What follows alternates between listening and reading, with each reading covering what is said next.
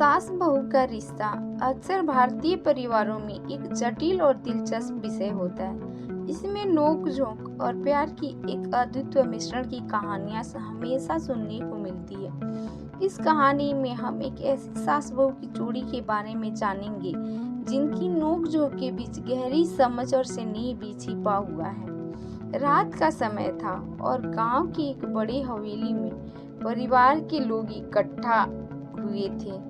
धनी राम और उनकी पत्नी सुरमई का घर शादी के खुशी के मौके पर सजाया गया था। उनकी बेटी रश्मि की शादी हो रही थी और आज उसकी विदाई का दिन था। रश्मि की शादी के बाद उसका नया परिवार, जिसमें उसकी सास सविता देवी और देवर राजेश भी शामिल थे, उनके साथ एक नई शुरुआत के लिए तैयार था। शादी के बाद जब रश्मि अपने ससुराल पहुंची तो उसकी पहली मुलाकात सास सविता देवी से हुई। सविता देवी एक मजबूत और विचारशील महिला थी जो अपने परिवार के पारंपरिक मान्यताओं और रीति रिवाजों को बहुत महत्व देती थी। रश्मि ने सविता देवी को आदर और सम्मान के साथ नमस्कार किया, लेकिन सविता देवी की आंखों में एक छुपी हुई परीक्षा की झलक थी। रश्मि ने अपने नए घर में कदम रखा और उसके सामने कई चुनौतियां थी।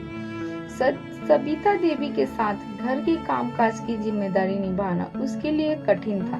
सविता देवी हर छोटी बड़ी बात पर ध्यान देती थी और हर काम को सही ढंग से करने की उम्मीद करती थी। रश्मि ने सबसे पहले रसोई का काम संभाला, लेकिन यहाँ उसे सविता देवी के कटाक्षों का सामना करना पड़ा। सविता देवी ने रश्मि से कहा, ये सब्जी थोड़ा ज्यादा नमक वाली हो गई है, क्या तुम्हें खाना बनाने की कोई ट्रेनिंग मिली है? रश्मि ने जवाब दिया, मुझे अपनी माँ से खाना बनाने की विधियाँ सीखने का समय मिला था। मैं कोशिश करूंगी कि अगली बार सही बनाऊं। इस उत्तर पर सविता देवी का चेहरा थोड़ी चिंतित हो गया, लेकिन उन्होंने कुछ नहीं कहा। उन्होंने रश्मि को धीरे धीरे काम के तरीके सिखाने की कोशिश की। एक दिन सविता देवी ने सोचा कि रश्मि को घरेलू कामों में और अधिक दक्षता दिखानी चाहिए। उन्होंने रश्मि को चाय बनाते हुए देखा और कुछ गलतियां पकड़ी। सविता देवी ने गुस्से में आकर कहा, देखो तुम चाय का सही तरीका नहीं जानती हो। चाय के लिए पत्तियां अच्छी तरह से उबालनी चाहिए और दूध भी सही मात्रा में डालना चाहिए। रश्मि का मन आहत हुआ। उसने जवाब दिया, मैं समझती हूँ, लेकिन मैं भी अपने तरीके से काम करने की कोशिश कर रही हूँ। क्या आप मुझे सही तरीके से सिखा सकती हैं? सविता देवी ने गहरी सांस ली और कहा, ठीक है, मैं तुम्हें सिखाऊंगी, लेकिन तुम्हें भी ध्यान देना होगा कि तुमसे कोई गलती ना हो। सविता देवी ने रश्मि को घरेलू कामकाज में प्रशिक्षित करना शुरू किया।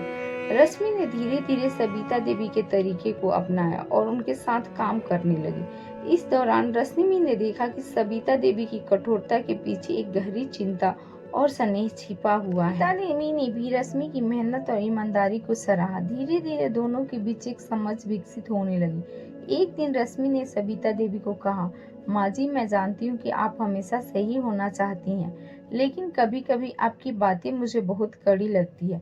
सविता देवी ने मुस्कुराते हुए जवाब दिया, बेटा, मैं सिर्फ तुम्हारी भलाई के लिए ऐसा करती हूँ। तुम्हारे पति और परिवार के लिए तुम एक महत्वपूर्ण हिस्सा हो और मैं चाहती हूँ कि तुम सबसे अच्छा कर सको।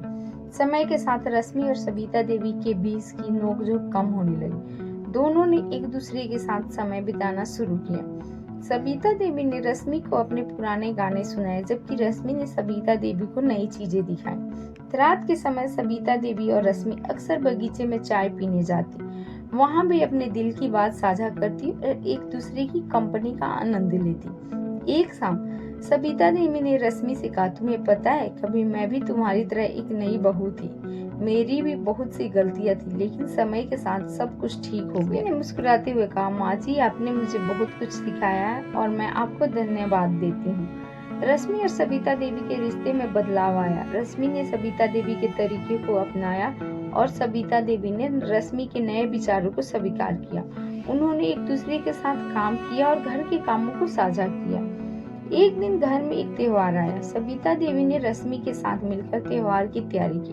उन्होंने मिलकर मिठाइयाँ बनाई और घर को सजाया। इस बार सविता देवी ने रश्मि की तारीफ की और कहा, तुमने बहुत अच्छा काम किया है, घर सजाने में तुम्हारा बहुत हाथ है।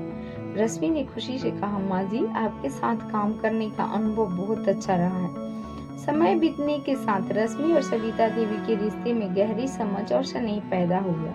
वे दोनों एक दूसरे के साथ अपनी खुशियाँ और गम साझा करती। एक दिन रश्मि और सविता देवी बगीचे में बैठी थी और रश्मि ने सविता देवी से कहा, माँ जी, कभी कभी मैं सोचती हूँ कि अगर आप मेरे साथ इतनी कठोर नहीं होती तो शायद मैं इतनी जल्दी सीख नहीं पाती। सविता देवी ने मुस्कुराते हुए कहा, बेटा, हर रिश्ते में प्यार और समझ होनी चाहिए। कभी कभी कठोरता भी आवश्यक होती है, लेकिन अंततः प्यार और स्नेह ही सब कुछ बदलते हैं। रश्मि ने सिर झुकाते हुए कहा, मैं समझ गई हूँ माँ जी। आपने मुझे सिखाया कि रिश्ते में नोक-झोंक भी प्यार का हिस्सा हो सकती है। सास बहू का रिश्ता अक्सर जटिल होता है, लेकिन यह कहानी दर्शाती है कि समझ और स्नेह से किसी भी रिश्ते को मजबूत बनाया जा सकता है। सविता देवी और रश्मि के रिश्ते ने यह साबित किया कि नोक-झोंक और असहमति के बावजूद प्यार और समझ से रिश्ते को संजोया जा सकता है। इस कहानी ने हमें यह सिखाया कि रिश्तों में कभी-कभी कठिनाइयां आती है, लेकिन अंततः स्नेह और समझ ही उन्हें मजबूत बनाते हैं। रश्मि और सविता देवी ने अपने रिश्तों की जटिलताओं को समझा और एक दूसरे को स्वीकार किया, जो कि उनके रिश्ते की सबसे बड़ी ताकत बनी।